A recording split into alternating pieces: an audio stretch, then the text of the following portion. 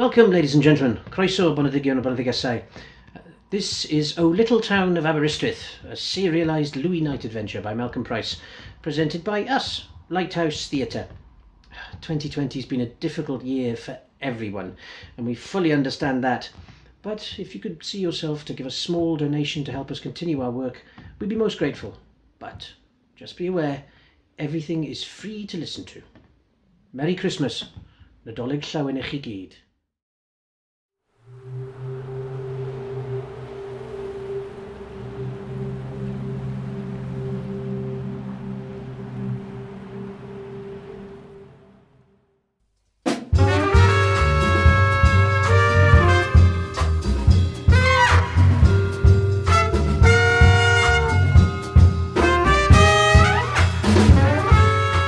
Little Town of Aberystwyth by Malcolm Price.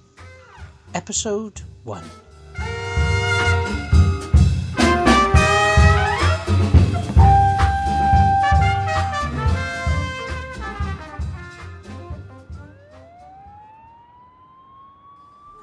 The poor man! Oh, my dear Lord! Horrible, horrible! Aberystwyth at Christmas. Children singing, police sirens ringing, chestnuts stolen from an orphan's fire. The reek of cinnamon drifts along the prom, mingling with bladderwrack, toffee apple, vanilla, and wet donkey fur. And in a filthy alley in Chinatown, a department store Father Christmas lies dead in a pool of his own blood. Okay, folks, move along. Nothing to see here. Mummy, why is Father Christmas lying next to the bins? Is he dead? Of course not, Billy. He's just tired from wrapping all the presents. Why is he bleeding? Okay, folks, move along. Back to your lives, I hear it was the Druids that did it. No, it was the Druids last year. This year it was the Christians who killed him. Arguing about the protection money, I expect. Why didn't he pay both, silly man? In the frost, his blood begins to freeze and glitter like raspberry ripple. The school art teacher, Mrs. de Norwick Jones, kneels beside him and draws a chalk outline around the corpse. Her hand shakes, and tonight the white chalk line zigzags like the outline of an electrocuted polecat. Aberystwyth at Christmas. Compliments of the season. There will be no holiday for me now. Louis Knight, the town's only private detective.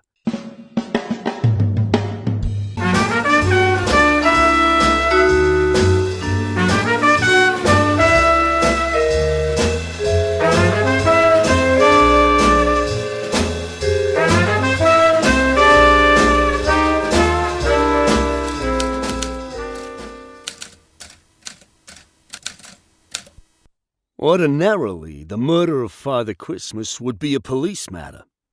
Private operatives were not encouraged to get involved in murders. The cops didn't like it, and they had a number of painful ways of discouraging snoopers.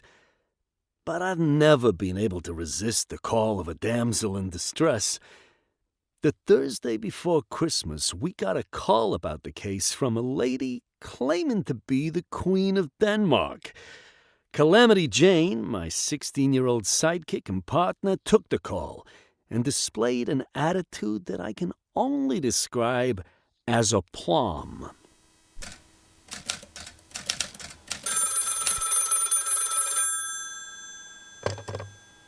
Louis Knight Investigations? Yes. I'll see if he's free. It's for you. That's what I mean about a plum. This was the Queen of Denmark on the line, remember? Hello, Louis Knight. Thank God I caught you. I was worried you might be closed for Christmas. Does the wolf take Christmas off? I don't think so. Then neither does Louis Knight. How can I help you? I've been reading about the dead Father Christmas. It made the New York Times. Yeah, it was in the Shropshire Star, too. The news report said there was no ID on the corpse. That's right. Nothing to say who he was or where he was from. the contrary, Mr. Knight. Everyone knows where he's from. Father Christmas comes from Greenland. Somebody should tell them. Tell who? The police? I suspect they already know. After all, they were kids too once. Greenland is a self-governing overseas administrative division of Denmark, which makes the dead man an honorary citizen of my country. We take a tax on our citizens very seriously. But he's not the real Father Christmas, though, is he? He's just a bloke from the estate on Winevour who dressed up for a bit of extra beer money. Yes, but what happens when the real one turns up on Christmas Eve? Will he be safe? Aberystwyth sounds like Chicago during the Al Capone years. I don't think Aberystwyth is safe for Father Christmas. In fact, I think we may have to cancel his visit. That won't go down well in the town. Naturally, I'm sorry for the children, but... It's not the kids I'm worried about. It's the chief of police. If he doesn't get his stocking filled, he tends to get very moody. And then we all suffer. You'd better find the murderer then, hadn't you? You've got 5 days. Well, Your Highness... My name's Margareta Glücksberg. G-L-U, with an umlaut. That's 2 little dots above the U. I know what an umlaut is, thank you. What do your friends call you, Mrs. Glücksborg? Glucky. Okay, Glucky. So you want me to investigate the murder of the department store Santa? I've put a small advertisement in the classified section of your Cambrian News, giving details of a reward for information that helps you crack the case. The reward is a signed first edition of the complete works of Søren Kierkegaard. As you know, Kierkegaard first editions are hard to come by. Well, I've never heard of him. The K section in my school library got burned down. A great man. He wrote about despair. Well, I've heard of that. Good luck. Well, Calamity, we have 5 days to find out who murdered the department store Santa, or there are no presents for us this year. Does the Queen of Denmark normally call from a payphone? I don't know. Denmark is quite a poor country. Maybe we should put a trace on the call. That's what the Pinkertons would do. How do we do that? I've no idea.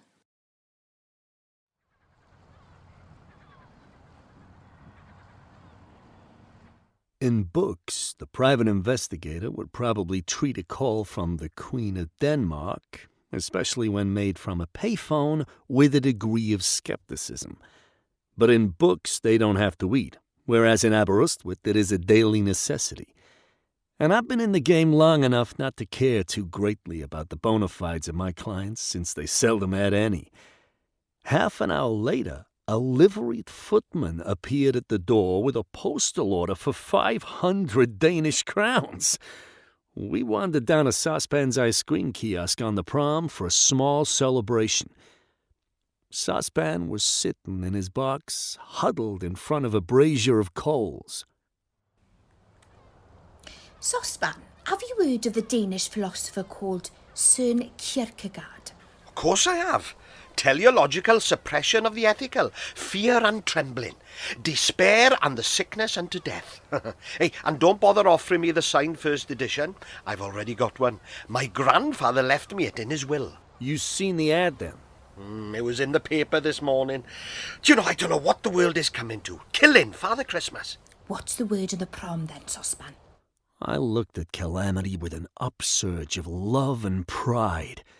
3 or 4 years ago, I'd rescued her from the dark belly of the bingo hall. She had been one of the many sickly, pale teenage troglodytes with a sullen resentment towards the world.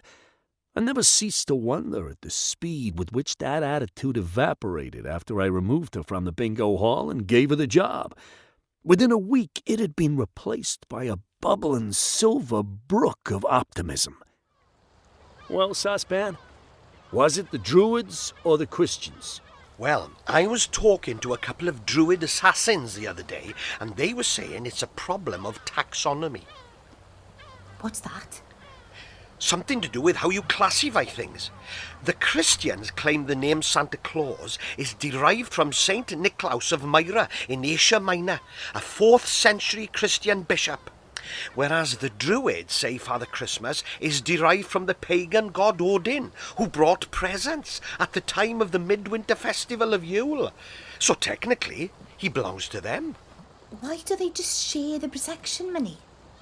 I don't think it would be protection money if they did that. It's not how it works. Well, here's Dad. Why not ask him? My father Eeyore led the town donkeys up and down the prom each day like a gold prospector leading a train of mules. There were only 3 this morning: Antigone, Elkanish, and Anna. A slimmed-down troop to reflect the fact that no one ever bought a ride between late October and March. Eeyore had been the town cop for 30 years before he became the donkey man. He'd collected more collars than a Chinese laundry and still had an encyclopedic knowledge of the criminal fraternity. Hi, Eeyore. Mwah. Happy Christmas. How are the donkeys this morning? Bit down in the dumps. It always happens this time of year. They don't like Christmas. It's the pain of exile. They feel it keenly, especially when the cold gets into their hooves. Where are they exiled from? Originally, donkeys are from Palestine, aren't they? A land of heat and dust and shady cypresses and cedar trees, and laughing virgin girls feeding them sherbet and figs. And now here they are in Aberystwyth.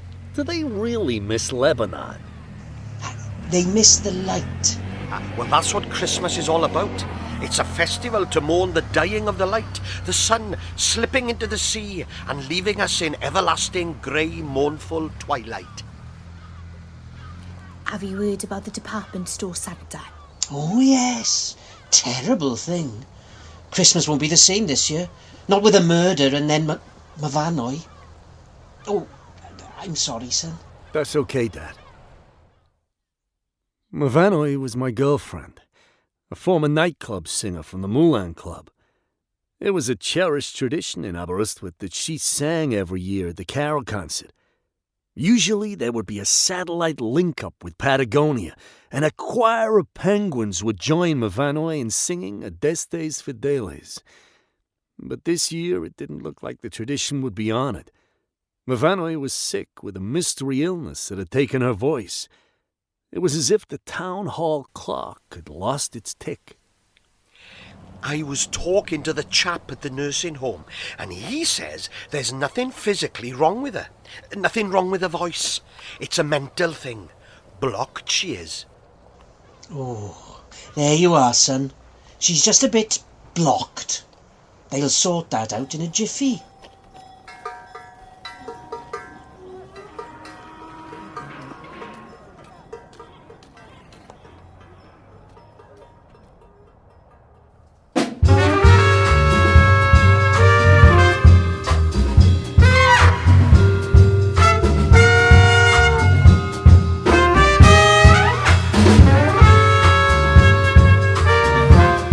You've been listening to O Little Town of Aberystwyth by Malcolm Price, presented by Lighthouse Theatre. The role of Calamity Jane was played by Katrin Mayhew. The Queen of Denmark was played by Sonia Beck. Non-Half played Child, and Citizen 2 was played by Llinos Daniel. Matt Addis played Louis Knight. Sospan was played by Phil Harris, Eeyore by Adrian Metcalf, and Citizen 3 by David Prince. It was directed by Adrian Metcalf, and the music was composed by Paula Gardner. It was produced by Tony Davis of South Wales Audio.